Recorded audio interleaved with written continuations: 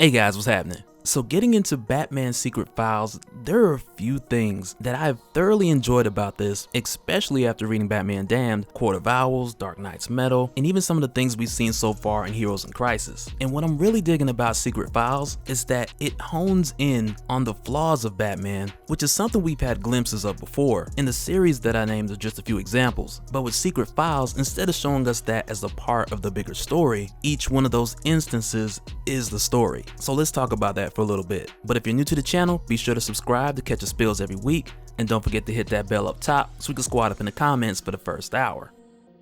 Alright, so as I'm sure many of you guys are familiar with, Batman isn't really one of the best when it comes to being completely honest about everything. And we've seen that affect his relationship with Timothy Drake, and better yet, all the Robins, the entire Justice League. And it's not with any malicious intention, but it's more so a staple of his beliefs that most information is safe with him. And as we get into more about the Secret Files, one of the things that sets this apart from everything else is that this is not like a confessional, like what the heroes would do in Sanctuary, like where they would open up and get everything off their chest, because much like we've seen in Heroes in Crisis, even when Batman goes in, we don't get a lot out of him. But instead with the Secret Files, we get more of a verbalization, if you will, of the things that he just won't say, with a delivery that's unbiased to Batman himself. And one of the files focuses on a concept we've seen a number of times before, but with a completely different delivery. And it talks about a time when Superman had given Batman a piece of phantom kryptonite, letting him know that if he were to only just touch it, he could have all the powers of Superman. And not even temporarily, like permanently. And it's crazy because for Bruce,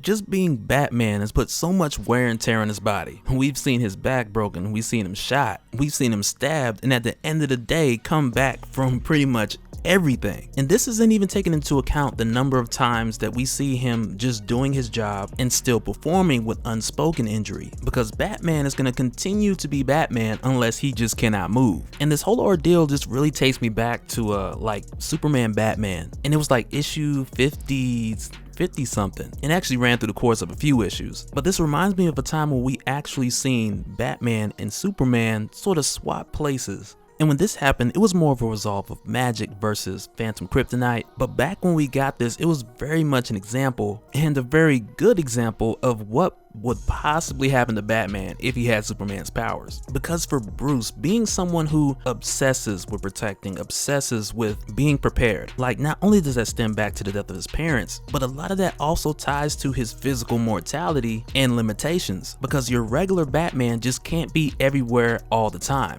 So if you take that away and you provide a Batman who can then see everything, who can then hear everything, and on top of that virtually be everywhere that he needs to be, you then expand his resources, and then you get a Batman who's a little bit more crazier than usual, because as a result, bullets bounce off his chest, he takes down criminals differently, he doesn't have to lurk in the shadows. Investigating becomes a lot more easier, which we'll talk about a bit more in a little bit. But when you change the limitations of Batman, which are really his physical capabilities and his technology, then at that point you have an entirely different monster on your hands. And as we've seen before, it throws him off of balance, mainly because the detective work isn't so much work anymore, because at this point he could just find anybody, anywhere, and just stop them in their tracks. And there literally would be no contest with many of the villains that we've seen him struggle with in hand-to-hand combat. But also with that in mind, I can't help but wonder, like, if he were to use it like now and go up against like the raw strength of like Damage, I'd be very curious to see how that would go down. And matter of fact, I have a survey right up here in the top right corner.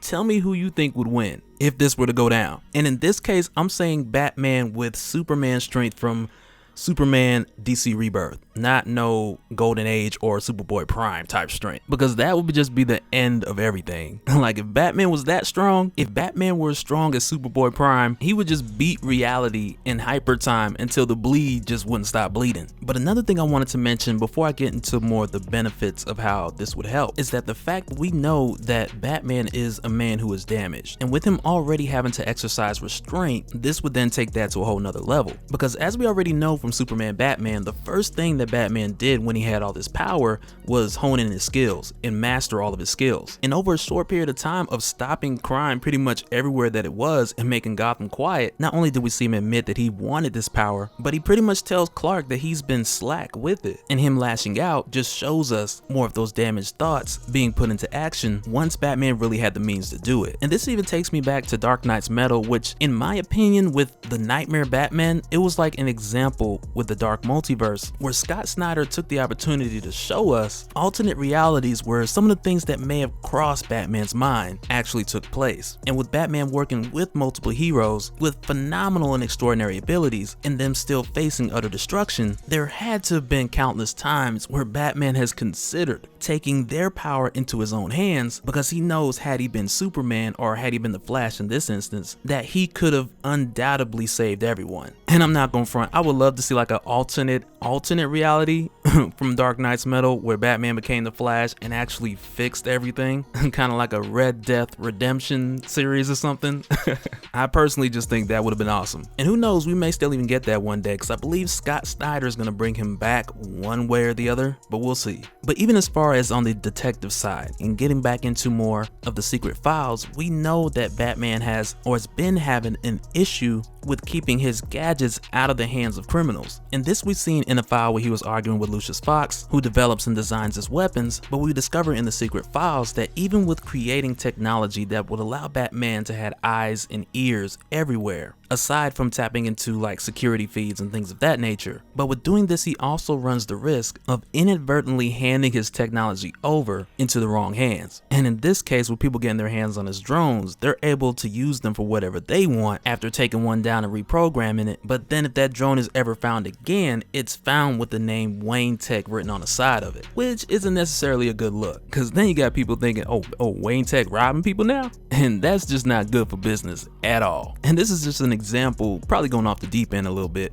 but just an example of where things could go on top of where we've seen them go in the hidden files, to where we see something that Bruce intended to help himself to help others, instead just place more people in danger. But on top of that, just going to another example from the secret files, you have a case where like your Officer Felding, who had been exposed to the Scarecrow's fear toxin, which initially did cause him to see things and to freak out for a bit. But in the secret files, we find out that when Batman came to save him, this actually made him worse off. And it wasn't because Batman started to appear as the shape of a large bat, kind of looking like Man-Bat. It wasn't necessarily because of that, because Batman talked him down from it and helped Officer Felding to recover from the gas rather quickly. But rather, it was the words of Batman that shook him out of his boots and caused him to stay inside the asylum longer than he would have had he only had taken the toxin. And it's mainly because Batman, who was trying to help, gave him more insight on his own perspective and embracing fear and standing up within the fear that just drove this guy out of his mind,